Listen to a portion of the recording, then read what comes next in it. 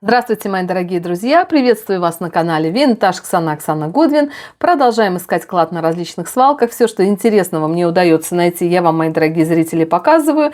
Но начать сегодняшний ролик хочу именно с подбора комплекта, который сложился. Я так думаю, конечно же, жду ваших мнений, впечатлений. Я в прошлом своем разборе нашла серьги. Вот в одной из сережек не хватало бусины. Причем здесь я уж решила поменять и нашла у себя именно жемчужные не бусины, а капельки вот такого размера. Они как бы более гармонично, и как бы сообразила, что у меня есть и цепочка. Но, конечно, здесь натуральный речной жемчуг, и это позолота. Серьги имеют тоже такой желтый оттенок металла, но и по размеру, и по форме бусины, мне кажется, на серьгах вполне себе подходят. Вот такой комплект собрался. Напишите, пожалуйста, собрался или нет. Давайте я не буду долго задерживать видео. В этот раз мне посчастливилось найти очень интересную, на мой взгляд, вещицу. Выглядит она вот так. Сейчас я подложку уберу. На черном фоне вам будет это более так четко видно. Видите? И это Ноев ковчег. Причем в отличнейшем состоянии, каждой твари по паре. Здесь, видите, и жирафы, и совушки, лев и львица, и даже бегемотики собрались, и слоны. Ну, в общем, вот такая забавная вещица. Так детально она сделана. Я просто в восторге от того, что я вижу. Петушок с курочкой. Видите, тут овечки, барашки, поросятки, лошадки. И здесь на подходе кто-то. Ну, в общем, и Ной сам, видите, зовет всех. Ну, такая вот забавная очень вещица. И она мне досталась всего лишь, сейчас покажу за сколько, за $2, несмотря на то, что это Китай. Но я люблю подобные вещицы. Это музыкальная статуэтка.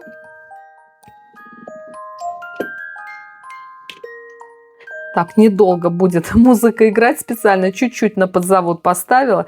Видите, здесь даже миленькая черепашка.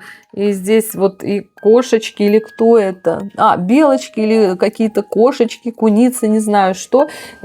Статуэтку я еще не чистила, не мыла. Только что вот приехали, только я привезла. И люблю я подобные вещи, надо ее помыть, конечно же.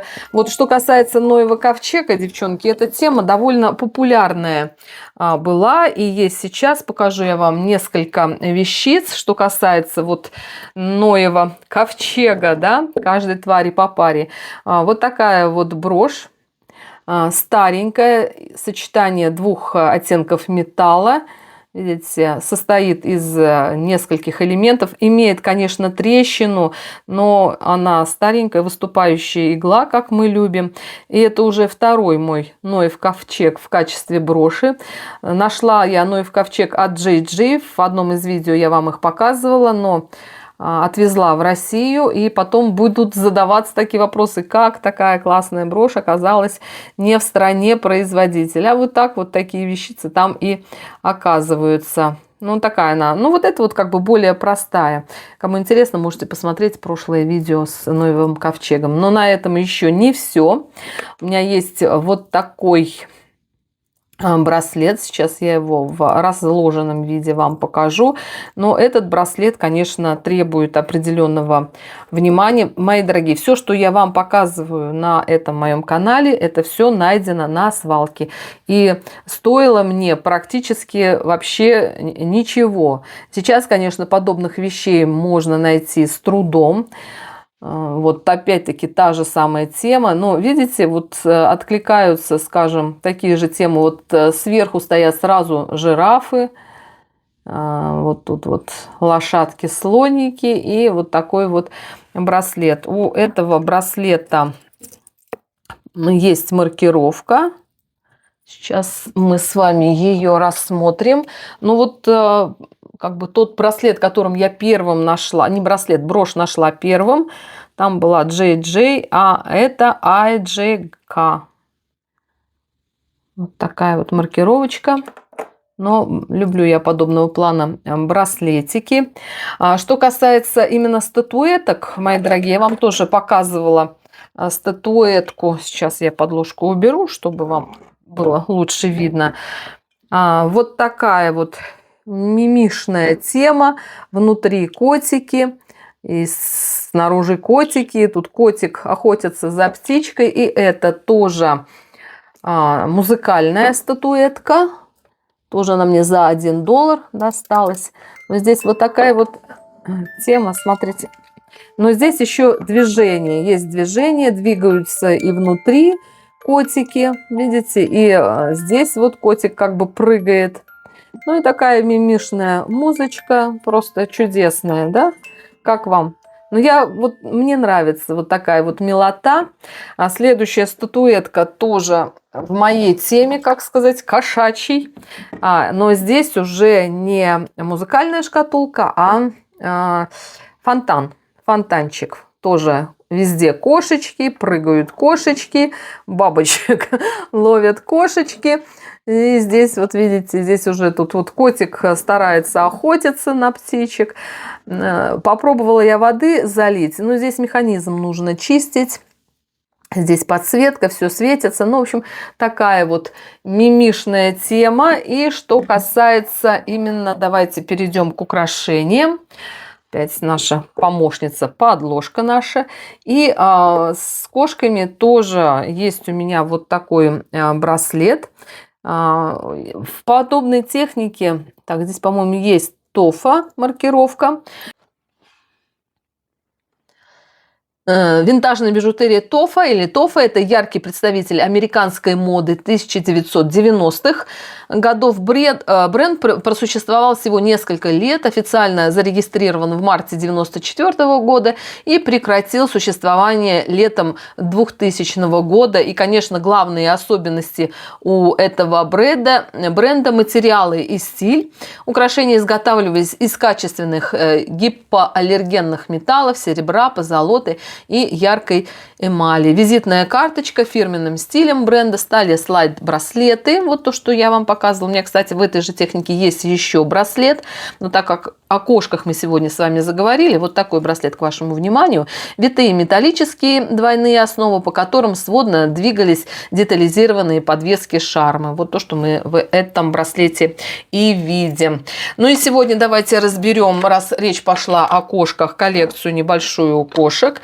То, что поместилось у меня вот в эту шкатулку. Здесь шкатулка деколь с дорисовкой в английском нежном стиле. Сама шкатулочка от Микаса, это тоже американский бренд по производству посуды и по дизайну кухонной комнаты. Так, ну давайте будем разбирать постепенно эту шкатулочку. Вот такая эмалевая кошка, очень натуралистично выполнена.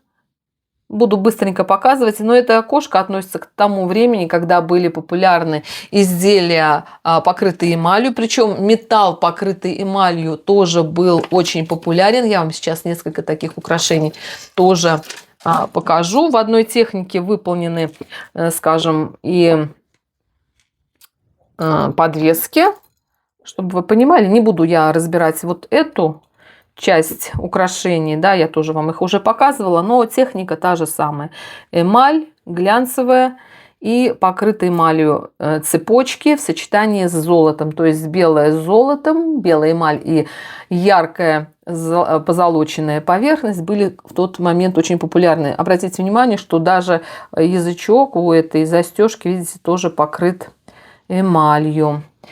Не буду долго на этой брошечке останавливаться. Следующий очень такой яркий представитель кошачьих. Есть у меня вот такой лев с зелеными глазами, жемчужный как бы вкрапление. И здесь натуральный камень. Так, сказала натуральный камень и засомневалась. Уж очень как бы правильной формы рисунок на этом камне расположен. Я думаю, что это все-таки стекло, возможно, художественное пекинское стекло, брошированное поверхностью льва. И вот так обратная сторона выглядит. Не могу понять, там есть маркировка или нет. Маркировки нет. Но очень красивая сама работа. Вот такая вот кошечка. с жемчужным кабошоном. Это брошь Пин, по-моему, это Avon. А, нет, это не Avon. Не могу прочитать маркировку через камеру. Если вам видно, напишите, пожалуйста. Как-то в эту шкатулку попали и жирафы с Ноева ковчега, да, по-моему, сбежали. Такая парочка жирафов. Маркировка. Так, маркировки нет. Обратная сторона вот такая вот. Следующая кошечка. Кстати, вот эту кошечку я когда нашла, подумала, что здесь кабошон отсутствует. По-моему, таки оно и есть. Обратная сторона вот так выглядит.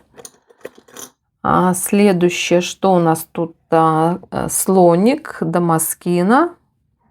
Такой с поднятым хоботком, на удачу, на счастье. Ну, я как-то думаю, что, наверное, я собрала, может, всех животных сюда. Вот такая интересная вещица. Это серьги. Я находила подобные серьги кошечки то есть золотой шарик, мячик у нее был, а здесь, так, а где у меня вторая? Ой, вторая. Так, а вторая где-то там. Вот, нашла. Нашла и вторую. Видите, они на разные ушки. Такая интересная довольно-таки тема кошачья. Это моя одна из любимых тем. Вот такой вот черный кот на тыкве с Хэллоуина темы. Опять-таки сочетание эмали. Но так интересно проработан сам котейка. Видите, у него даже тут звезда, даже он с украшением с таким. И на хвостике у него и есть подвесочки. Ну, интересная тоже брошь. Розовые ушки. Ну, такой симпатяга. Прям симпатяга. Довольно она крупная, эта брошечка. Она собранная из двух элементов. Не такая она прям простая. Видите? Так, маркировки, по-моему, нет. И очень такое удачное крепление. То есть вот по тяжести. То есть она не будет отвисать. То же самое тема с белой эмалью на металле. Это вот такая кошечка. Очень старенькая. Есть у меня, по-моему, еще в этой же технике. Сейчас вам покажу. И скунс. Да, это такой вот скунс забавный. Видите, как бы с прищуром. Типа я вам сейчас тут дам запаху. Ну, мне кажется, как вот два другана они классно смотрятся. Вот мне нравятся именно броши прозрачные. Вот что касается кошки этой, да, видите, сами вот эти прозрачные элементы, то есть в зависимости от фона будут меняться и цвет глаз. И это очень такая интересная тема. Но обратная сторона у них очень-очень даже похожая. Так, идем дальше. Следующее. Троица кошек. Смотрите, ну очень интересная задумка у этой броши. Здесь, по-моему, у нее тоже нет маркировки.